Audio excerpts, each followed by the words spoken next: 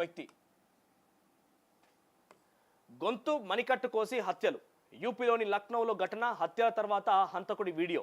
మా మతస్థులే ఆగ్రాలోని మా ఇంటిని ఆక్రమించుకున్నారు. నా చెల్లెలను హైదరాబాద్లో అమ్మే కుట్ర జరిగింది. మేము హిందూ మతంలోకి మారాలనుకున్నాం.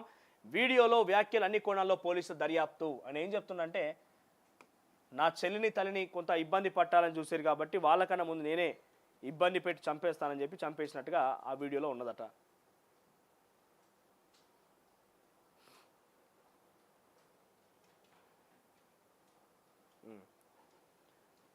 తల్లిని, నలుగురు చెల్లెలను గొంతు మణికట్టు కోసి దారుణంగా చంపాడు ఉన్మాది. ఇదంతా వారిని రక్షించేందుకే నంటూ ఓ వీడియో కూడా విడుదల చేశారు. తమ ఇరుగు పొరుగు వారు తమ ఇంటి స్థలాన్ని ఆక్రమించుకున్నారని, తన చెల్లెల్ని నలుగురు చెల్లెల్ని హైదరాబాద్కు చెందిన ఓ వ్యక్తికి అమ్మేద్దామని చూశారని, దీనిపైన ఎన్ని ఫిర్యాదులు చేసినా ఎవరు పట్టించుకోలేదని, అందుకే ఈ హత్యలు చేశారని ఆ వీడియోలో సమర్థించుకున్నాడు. దిగ్భ్రాంతికరమైనటువంటి ఈ దారుణం ఉత్తరప్రదేశ్లోని లక్నోలో బుధవారం వెలుగులోకి వచ్చింది. నిందితుడు 24 ఏళ్ల మహమ్మద్ అర్షద్ను అరెస్ట్ చేశారు పోలీసులు. జరిగిన ఘటనపైన దర్యాప్తు జరుపుతున్నారు. అర్షద్ కుటుంబం యూపీలోని ఆగ్రాలో నివసిస్తోంది. తల్లి అస్మా, నలుగురు చెల్లెళ్ళు ఆలియా, అల్షియా, రహ్మీన్, అక్సా, అలియా. వీరికి తండ్రికి సంబంధించిన వివరాలు వెల్లడి కాలేదు. ఇటీవల వీరందరూ అజ్మీర్కు వెళ్లారు. అక్కడ నుంచి సోమవారం లక్నోకు చేరుకొని స్థానికంగా ఉన్న శరణ్జిత్ అనే హోటల్లో దిగారు. మంగళవారం రాత్రి అర్షద్ విషం కలిపినటువంటి ఆహారం తీసుకొచ్చి తల్లికి చెల్లెలకు అందజేశాడు. వారు అది తిన్న తర్వాత ఒక్కొక్కరిని చంపాడు. కొందరిని చున్నీతో గొంతు నిలిమి చంపగా మరికొందరిని మణికట్టు వద్ద బ్లేడ్తో కోసి చంపాడు. చంపేటప్పుడు అరవకుండా నోట్లో గుడ్డలు కుక్కిపెట్టాడు. ఇక తల్లి చెల్లెలను చంపిన అనంతరం అర్షద్ హోటల్ గదిలోనో వీడియో చేసి సోషల్ మీడియాలో విడుదల చేశాడు.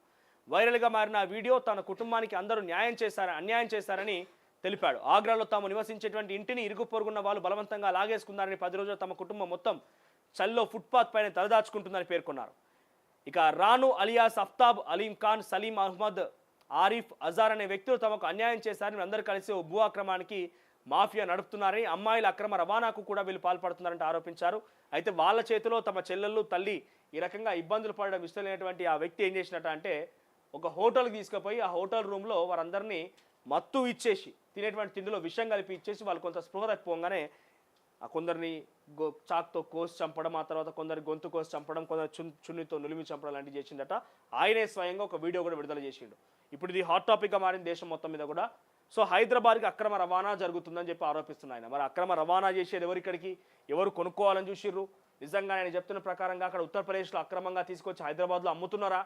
హైదరాబాద్లో కొనేవాళ్ళు ఎవరు, ఇవారికి ఎవరైనా వచ్చిర్రా? ఈ విషయం డెఫినెట్గా హైదరాబాద్కి ఇంటర్లింకింగ్గా ఉంది కాబట్టి ఇక్కడ హైదరాబాద్ పోలీసు అలర్ట్ కావాల్సిన అవసరం ఉంది. ఆ విషయంలో నిజాలు నిగ్గు తేల్చాల్సిన అవసరం కూడా ఉన్నది.